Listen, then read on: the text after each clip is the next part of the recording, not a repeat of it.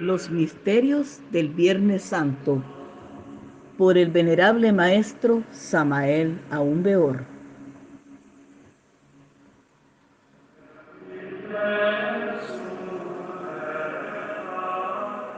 Inútilmente habrá nacido Cristo en Belén si no nace en nuestro corazón también. Inútilmente habrá sido crucificado, muerto y resucitado en la Tierra Santa si no nace también en nosotros, muere y resucita.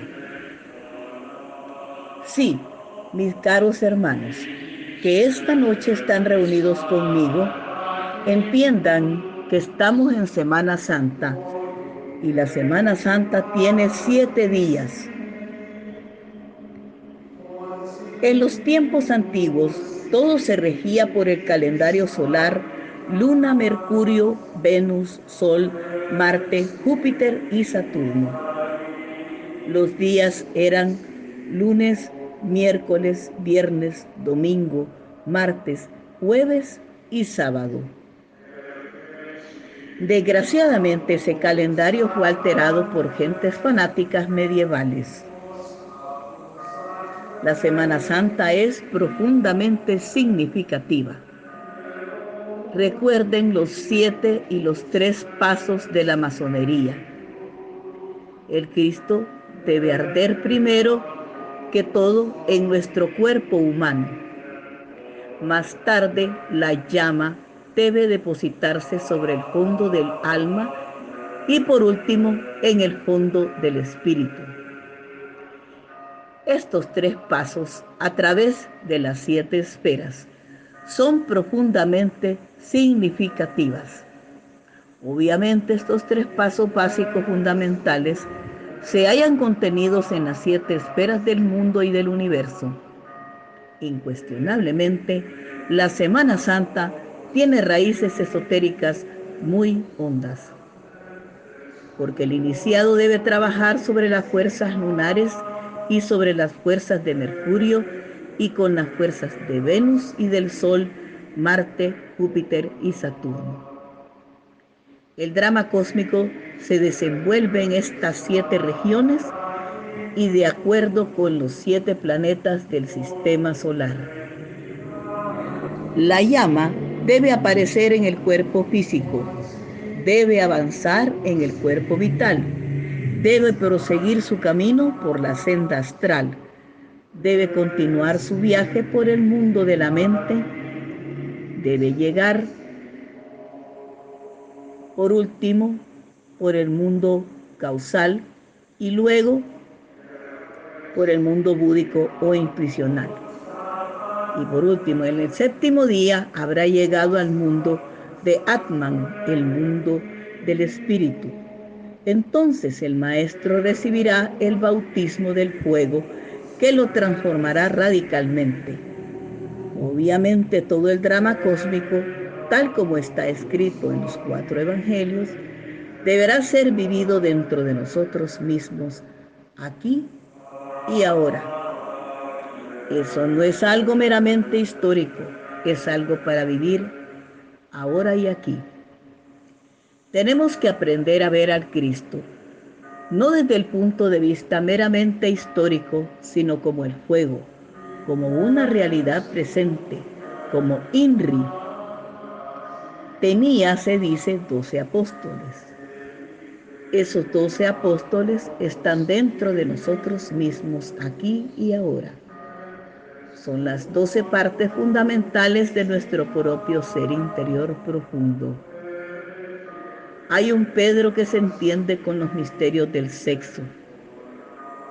Hay un Juan que representa el verbo, la gran palabra, Jerú Pacroat. Hay también un Tomás que nos enseña a manejar la mente. Hay un Pablo que nos muestra el camino de la sabiduría. de la filosofía de la gnosis. Dentro de nosotros mismos está también un Judas, no aquel Judas que entrega al Cristo por 30 monedas. No, un Judas diferente, un Judas que entiende a fondo lo que es la cuestión del ego. Un Judas cuyo evangelio secreto nos lleva a la disolución del mí mismo, del sí mismo. Hay un Felipe capaz de enseñarnos a viajar fuera del cuerpo a través del espacio. Hay un Andrés que nos indica con precisión meridiana lo que son los 3 factores de la revolución de la conciencia. Nacer, es decir, cómo se fabrican los cuerpos existenciales superiores del ser. Morir, cómo se desintegra el ego y los factores particulares que se relacionan con nosotros, específicamente con cada uno de nosotros.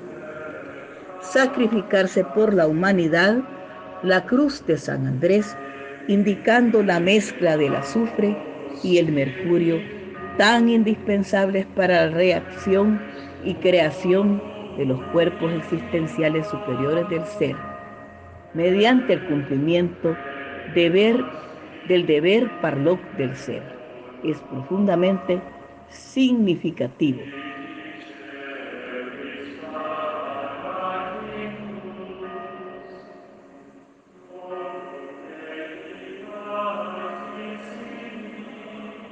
Mateo, científico cual ninguno, también existe en nosotros y nos enseña la ciencia pura, desconocida para los científicos que solamente conocen a fondo ese podridero de teorías universitarias que hoy están de moda y mañana pasan a la historia. Ciencia pura es completamente diferente. Solo Mateo puede instruirnos en ella. Lucas, con su Evangelio solar, es profeta. Nos indica lo que ha de hacer la humanidad en la Edad de Oro. Cada uno de los 12 está dentro de nosotros mismos, porque nuestro ser tiene 12 partes fundamentales, los 12 apóstoles, aquí y ahora. Quienes tengan entendimiento entiendan, porque aquí hay sabiduría. Hay que saber entender incuestionablemente el error más grave de los distintos grupos de escuelas pseudoesotéricas y pseudo-ocultistas. Estriba precisamente en creer que la autorrealización íntima del ser se basa en teorías. Se equivocan. Pensemos por un momento en la forma cómo surgimos nosotros a la existencia en esos encantos del Viernes Santo. ¿Cuál es la raíz de nuestra vida? Un hombre, una mujer, una cópula química o metafísica. De ahí salió nuestro cuerpo físico que precedió a esa concepción. ¿Qué instantes? Eso nos lleva a los encantos del Viernes Santo. Incuestionablemente en todo eso hubo pues amor. Estuvo Eros activo. Estuvieron también las fuerzas cósmicas más poderosas del universo, las que crearon precisamente al universo. Pero, ¿y las teorías? ¿Dónde estuvieron? Todos esos millones de volúmenes de escuelas, ¿dónde estaban? Nada de eso existía para nosotros. Entonces, ¿de dónde surgió? ¿De dónde surgió pues este cuerpo que tenemos? ¿Por qué vino a la existencia? Así también digo a ustedes que solo entendiendo esos misterios del Viernes Santo, tan fundamentales para los trabajadores de la gran obra, se logra la cristificación, la autorrealización íntima del ser. Eso es cuestión de sexo, de fuerza erótica, de ondulaciones cósmicas, de amor, de emoción trascendental y de gran voluntad. Los dramas contenidos en los mitos antiguos, llenos de héroes que buscan a la mujer amada, o de huérfanas como Esther en el Antiguo Testamento, o viudas como Isis en el Antiguo Egipto, buscando a su amado, dan cuenta de que detrás de la búsqueda del ser amado se encuentra el misterio de la redención.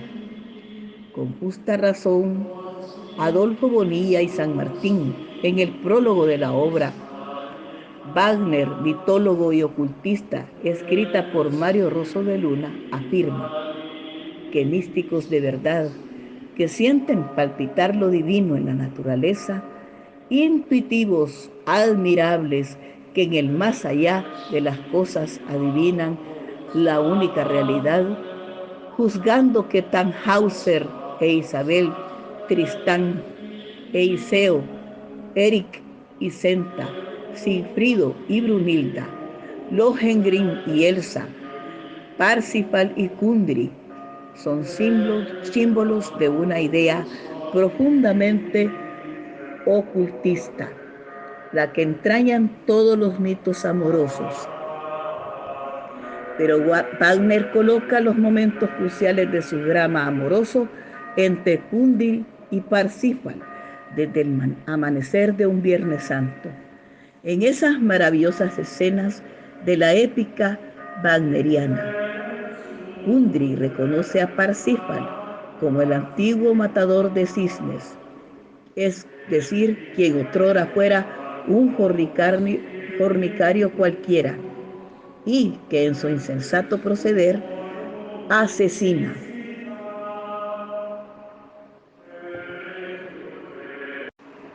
Aquel que asesinara en otro tiempo al cisne sagrado, al Espíritu Santo en su interior.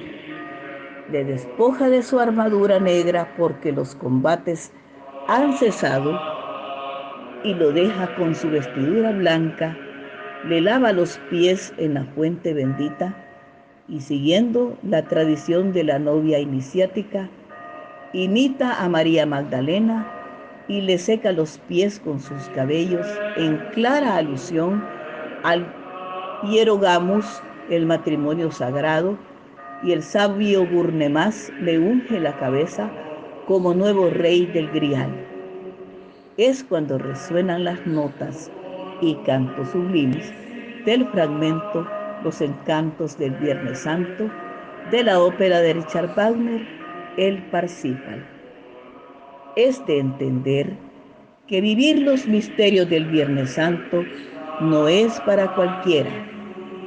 No le corresponde al ser humano común y corriente, al animal intelectual, al hombre máquina, vivir tales acontecimientos y comprenderlos, sino a los hombres y mujeres auténticos, a los dos veces nacidos que han sabido realizar dentro de sí mismos el nacimiento segundo del que habla Jesús a Nicodemo en el capítulo 3 del Evangelio de Juan. Solo a este tipo de iniciados les es conferido el honor de elegir el camino de la iniciación venusta, que los lleva a la cristificación y por ende a vivir los encantos del Viernes Santo, entonados magistralmente en el clímax de la ópera del Parsifal de Richard Wagner. Por ese motivo se lee en el himno del Grial, día por día, dispuesto para la última cena del amor divino, el festín será renovado, cual si por última vez hubiese hoy de consolarle para quien se haya complacido en las buenas obras.